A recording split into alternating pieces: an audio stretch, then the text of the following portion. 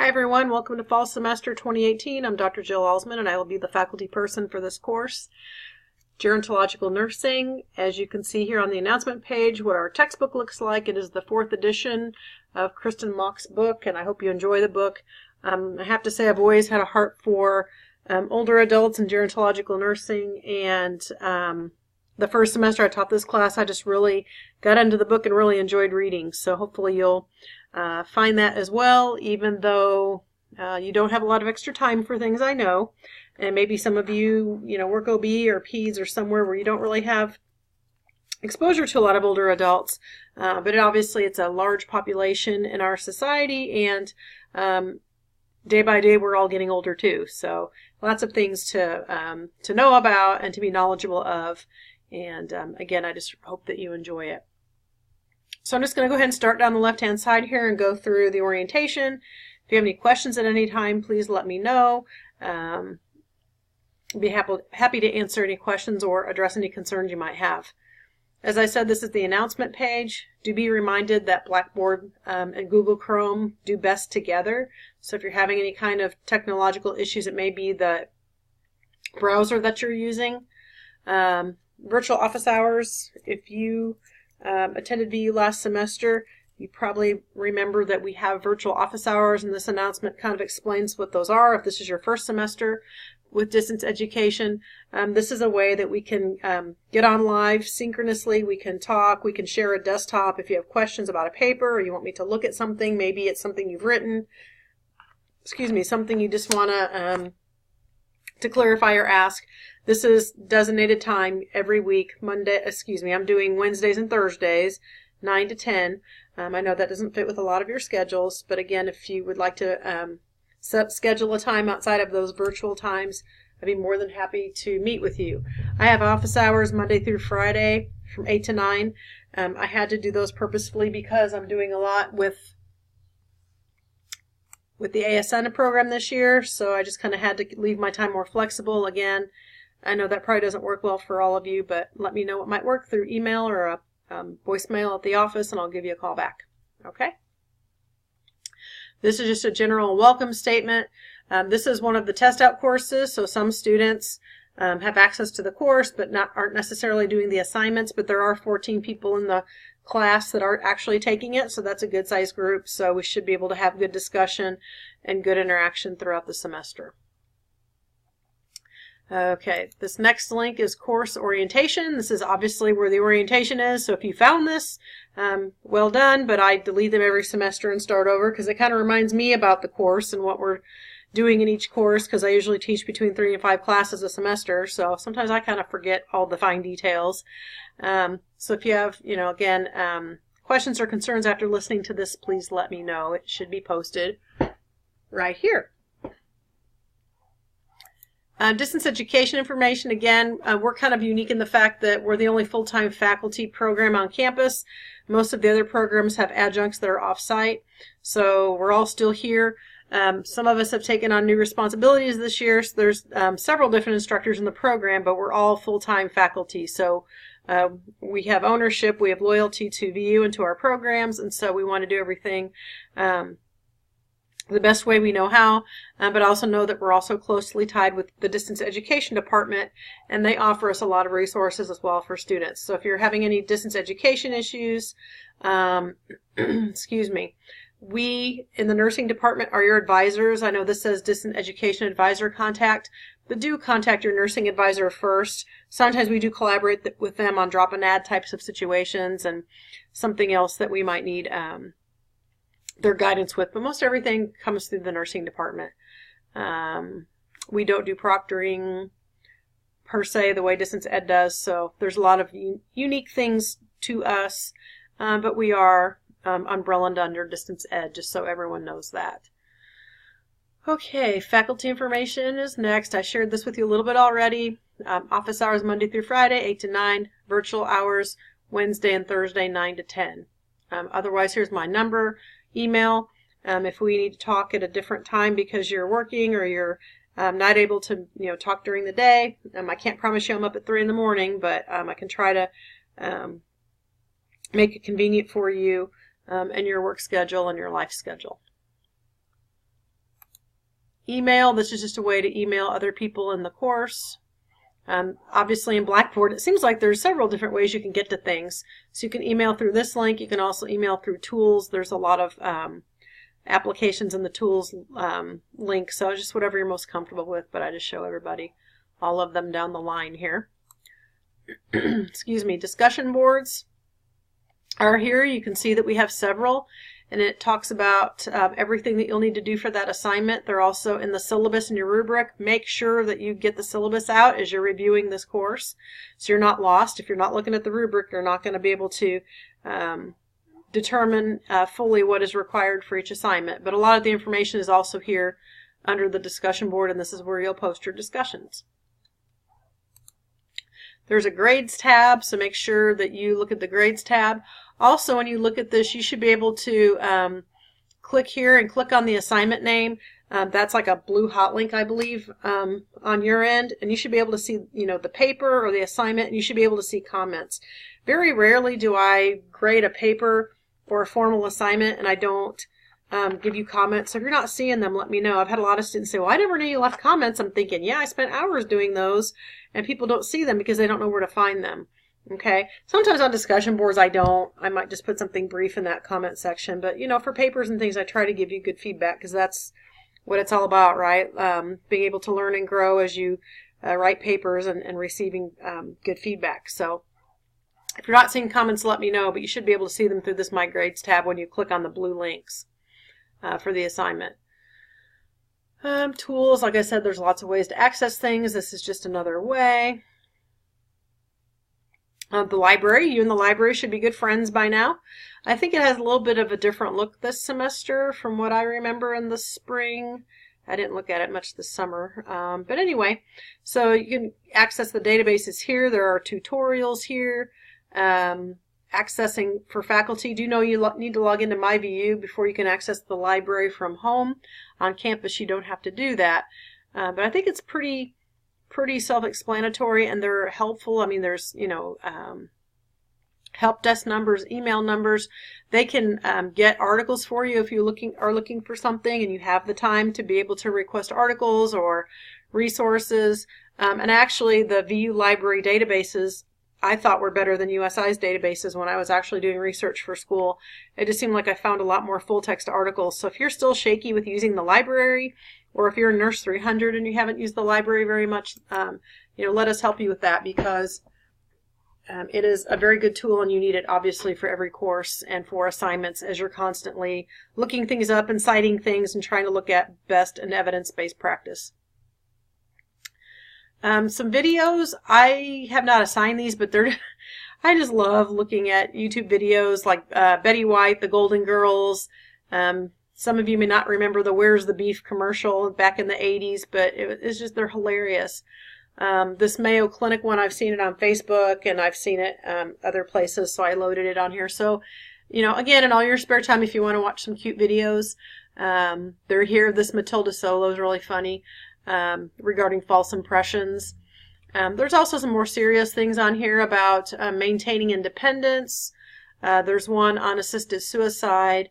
Obviously, See Me. I think sometimes we forget when we see older people that they had lives, they had families, they had spouses, they had jobs, they had children, and now we just see them as this, debilitated person laying in a bed, wearing a brief, not able to feed themselves, not really responsive. But really, at one time, many of them were just like us. So trying to remember to see through maybe what the patient's condition currently is and seeing the patient as a person, which I think as nurses, we always do that anyway. But I think sometimes it's easy to forget, especially with older adults. We kind of expect babies to not be able to do anything with themselves, but older adults, and I've witnessed that many times in my practice, and maybe you have too, where I feel like people have kind of forgotten that they were people with vibrant lives just like us. So the end of course survey, you can see this because you're on my page, but I will make that available later in the semester so you can evaluate the course.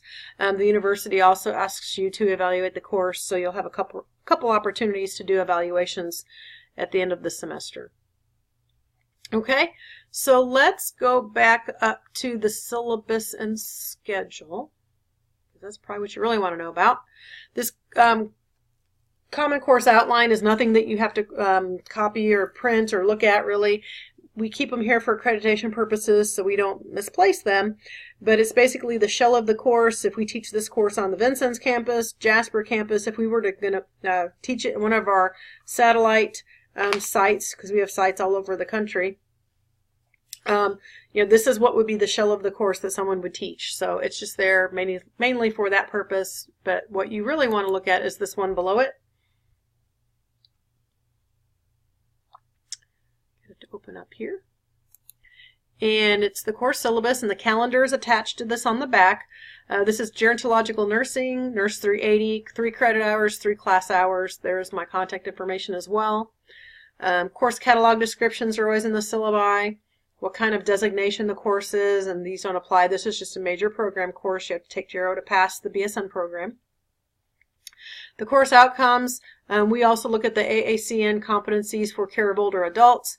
So we'll be applying evidence-based practice to promote, maintain, and restore health and independence in the older adult. Recognize the diverse needs of older adults and families. Formulate a plan to assist older adults in their support network to achieve personal goals. Incorporate professional attitudes, values, and expectations in the holistic care of the older adult. So our content is the comprehensive assessment of the older adult, health promotion, end-of-life issues, common risk factors and condition, and provision of care. The textbooks, you should already have the APA manual, 6th edition 2010, and then Kristen Mock's book, Gerontological Nursing, Competencies for Care, 4th edition, and that just came out. We just recently updated this book. And the ISBN is on there and should be correct, and there's also an ebook available for this if you would want to rent it, and I think it's probably a little cheaper, but that is up to you. Obviously, you need to have a computer with a microphone for presentations, Microsoft Office, and Internet access, and the Nursing Student Handbook, which is posted on this site as well. Of course, grading policy is the same for all nursing programs, and then here you can see the assignments and how they're divided out. We do Blackboard discussions and quizzes, peer review of a paper, the Aging and its Impact on Healthcare System paper, presentation of Promoting Healthy Aging, Independence and Quality of Life presentation. You have a geriatric syndrome paper and an end-of-life care paper. I don't think they're hard papers, and a lot of the information will come from your book. You may need some outside resources. But again, I think they're very enlightening to what older adults face as they go into basically the sunset of their lives. Okay? These are just policies here, and they're pretty much the same. We can keep assignments for accreditation purposes. Any assignments that are not excused are a 5% deduction for every day, including weekends and holidays that it's late. So if some life major thing happens to you and you need to be late, you need to tell me. Work is not an excuse. You know, I work at VU, and I also have another job, so I know what it's like to be sometimes overextended.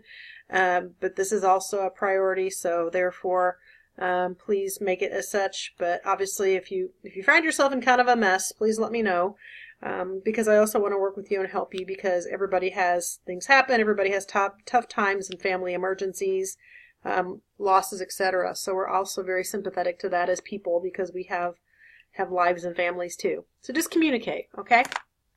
And I'll work with you. All right. Review faculty comments. If previous errors are not corrected, if I give you a paperback and it's not fixed, then it ends up being a 10% deduction. So again, those comments are important. We use the plagiarism electronic feature SafeAssign and Blackboard. So your paper is entered into a database that compares your paper to papers in our courses as well as to the global database. And so if you come up with a high percentage, you probably need to email me. We need to figure it out because, again, it will definitely check your paper against other students' papers. Okay, and no points are awarded for this draft and peer review that we have, because your late submission will affect other students. So I'll get to that more in just a minute when I come to that assignment. But know that when other people are depending on you to either review their paper or for you to review theirs, that it's really not fair to them if you don't post on time. So I'll talk about that in just a little bit. The policies, you can see the ones that are covered in the VU catalog and the handbook. I'm not going to read that in depth, but it is here in writing for you. Instructional methodologies, I'll go through that. And also, if you're emailing me, Please just let me know, obviously, your full name, because sometimes emails, now that we don't have MyVU email addresses, which I really don't care for, because some people have some really interesting emails, and I don't know if it's spam or some person I don't know, or if it's actually a student. So at least in the subject, put what course you're emailing about, and then sign your full name at the end. Most of us teach between 3 and 5 classes a semester for BSN, and so sometimes it's hard to remember who's in what class because there are enough of you. So if you just be complete in that, I appreciate it, and then we can get back to you a little faster. Okay? All right. So now going into the discussion board assignments. Discussion board 1 is a personal reflection and professional reflection. You can see you have points for your posting as well as response. So please refer to these activities in your textbook. I taught this class last semester after the new book came out, and to my knowledge, all of the page numbers are right.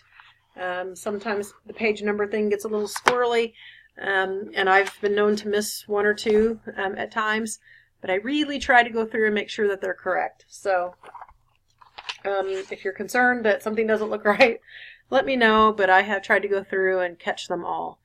We have certain faculty that really love page numbers, and there's some of us that don't, and depending on who taught the class before us, I think they're very good, but then when we get a new edition, sometimes we miss things. So I apologize, but I will do my best to make sure that they are correct.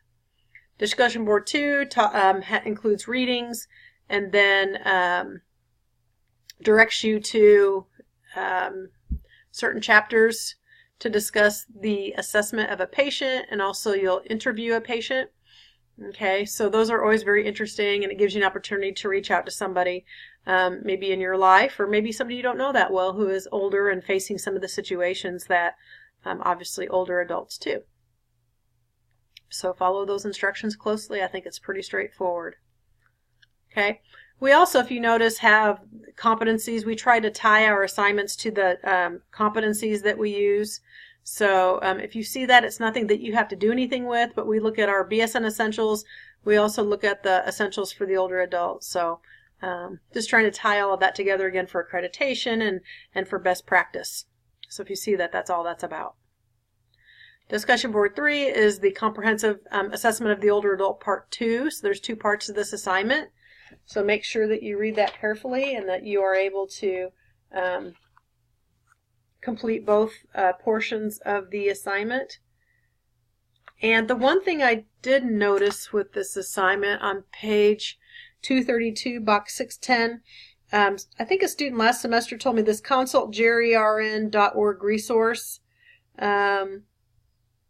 has a new website, and sometimes we can't control those things. A lot of times when books are published, things change.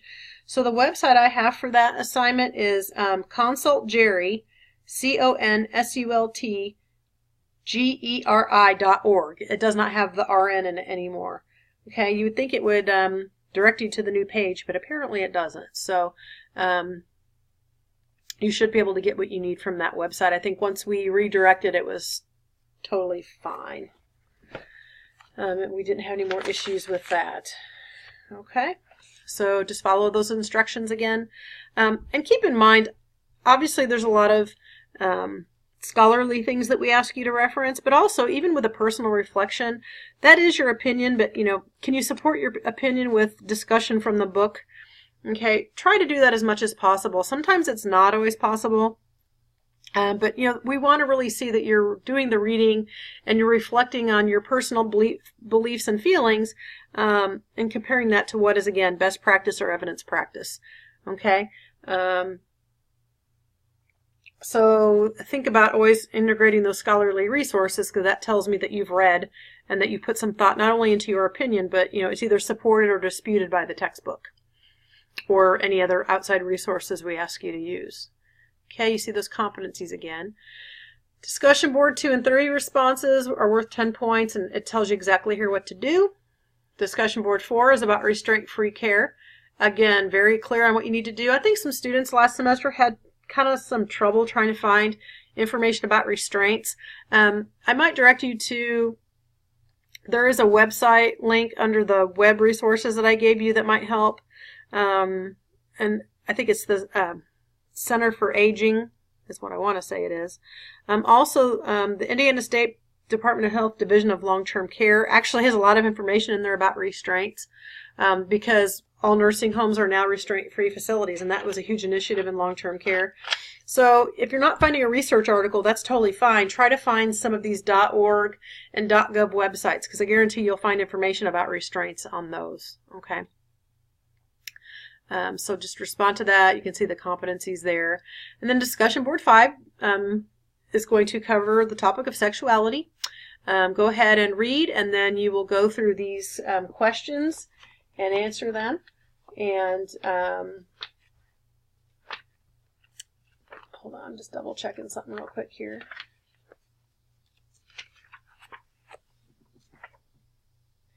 And there's some very interesting questions to be answered about this. And I would say that some of you who have worked long-term care have, you know, experienced these types of situations. I know even working in the hospital, I've had a couple of situations that I was like, wow, I didn't think that would happen, related to interactions of patients, and it could be their spouse or a significant other, or it could be people wandering into other people's rooms just because they have dementia and they don't know where they at, but obviously there's that curiosity there, and so how as nurses do we deal with that? So that's some of the reflection questions on 776. So you have some directions about the responses and then the competencies. Discussion board 6 is health policy and aging, and there's a lot of good information about that, so please do the reflection questions and respond to another student. It's really interesting, I think, when you begin to compare health models in other countries compared to the United States. And so I think you'll find that very interesting. I think, you know, depending on what model, for example, socialized medicine versus what we offer here in this country really guides older adult and end-of-life care. So it's really something interesting to ponder and think about, and can have some good discussion on that as well. Okay, so there is an elder mistreatment quiz. It's open for I think at least about a week and a half on Blackboard. You can take it as many times as you want. It's not even timed, I think, to get a score, so don't stress about that or think you have to spend hours studying. It's just, again, something to help guide learning and reflect your knowledge. Okay, so that's the elder mistreatment quiz. So then we get down to the peer-reviewed paper. Basically, this is a review of your paper, and then you will be reviewing someone else's. And basically, it's a geriatric syndrome and its impact on healthcare. It's worth 150 points. The draft is worth 10. If you post late, you don't get your draft points. Peer review is 20, so if you don't post it on time and nobody reviews your paper, then you lose another 20 points for a total of 120 points. Okay, you are assigned a geriatric syndrome, so you can see this below, because we want everybody to, have a variety. We don't want everyone to choose the same thing. Okay, so follow the directions. There is a rubric for this towards the end of the syllabus that I'll show to you. So you can see here, depending on the letter of your last name, is the syndrome that you will do. And there's 14 of you, so I think it'll flow okay. You'll submit a draft of the paper to the designated discussion board link. And then the first and second students will trade with each other. The third and fourth will trade, and so on. We're going to try that. It seems like this whole trading thing gets kind of messed up sometimes. I don't know why. So, but just make sure that you're trading with the person depending on where you post. Just really give thought to that. If you're not sure who to trade with, email me and let me know and I'll look. Okay? Like I said, sometimes it goes really well and sometimes it's a hot mess, but we're going to try it. So just let me know. If there's an odd number of students in the course, and the last 3 students will trade amongst themselves. And like I said, if this gets messy and you're not really sure what to do, just email me and let me know. Okay? If we mess it up, it's not a big deal. Just make sure everybody has a trade.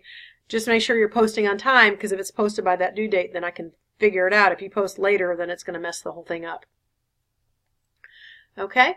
So you're going to, critique for spelling, APA, sentence structure, flow, and readability. Give support in an honest manner. I would appreciate if you would do it in, you can either do track changes, or you can print the draft off, make comments hard copy, scan it back in, and send it back to the student. I don't care how you do it, but as long as they have good feedback. They shouldn't be getting a paperback, oh, good job, you're so amazing, because there's very, very few students that would not benefit from some kind of feedback. Okay, and they may be amazing. I'm sure they are amazing, but their paper may not be totally amazing. So please make sure that you give good feedback that will be helpful. And as you do that, then, they may have done the same syndrome as you, so you may have additional information to add. If you had the same first letter of your last name.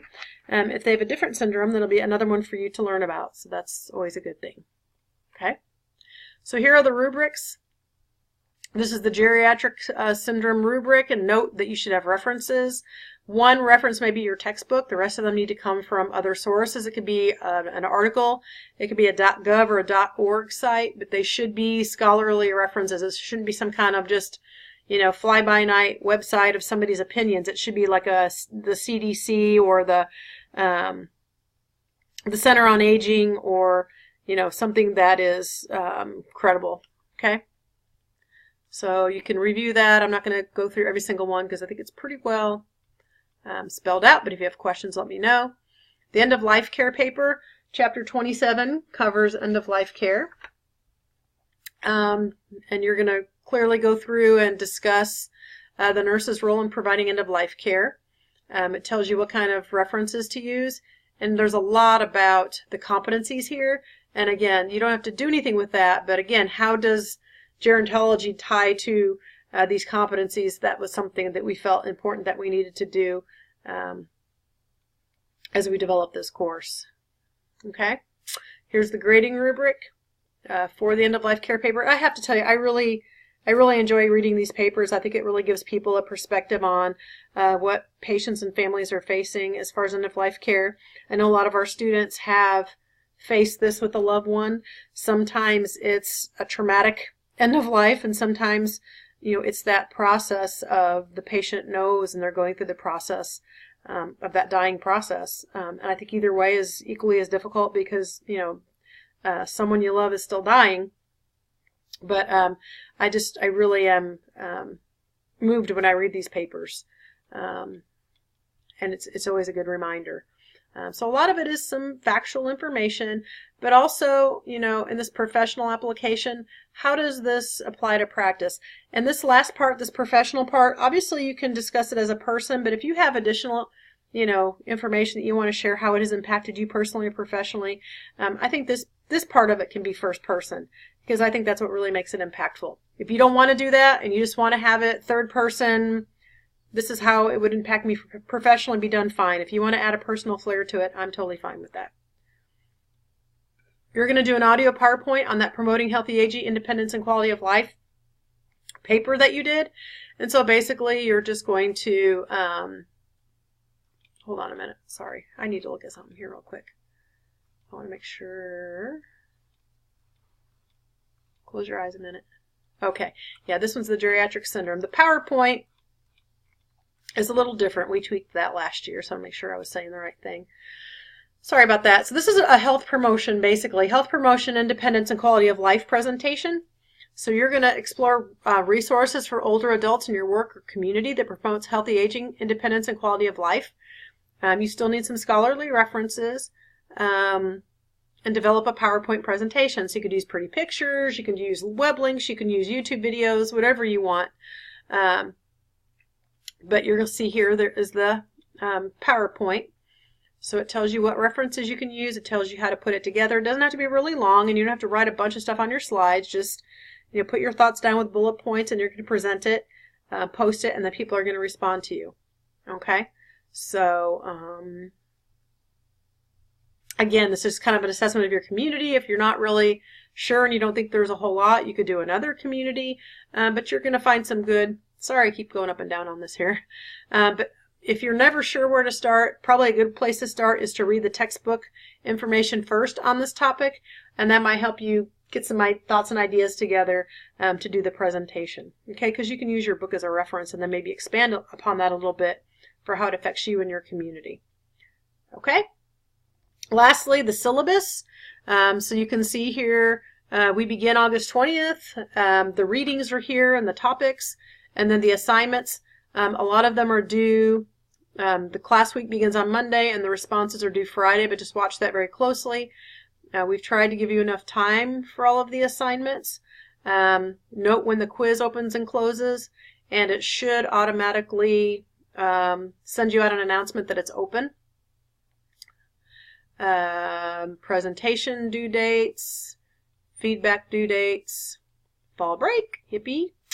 The drafts should be here. And then the review should be returned back to the student. The final paper will be turned in by the 9th. And then discussion board posts, your new topic.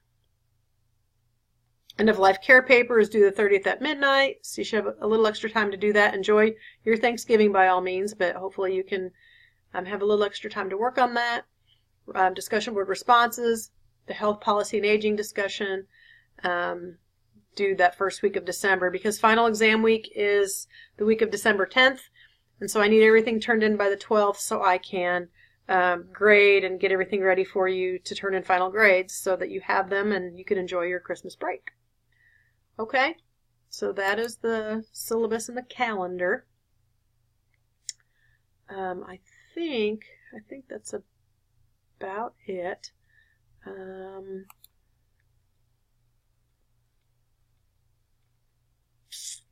just wanted to double check here on the discussion board. Yeah, there's the spot for your PowerPoint presentation. And then the draft and peer review goes here. So when you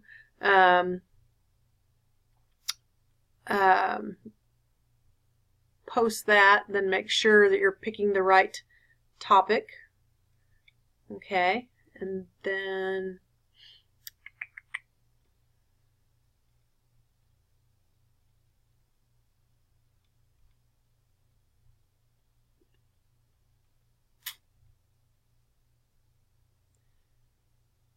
you're going to do your peer review here too. So yeah, everything is here. On some of my courses I have them in 2 spots. So it's all right here.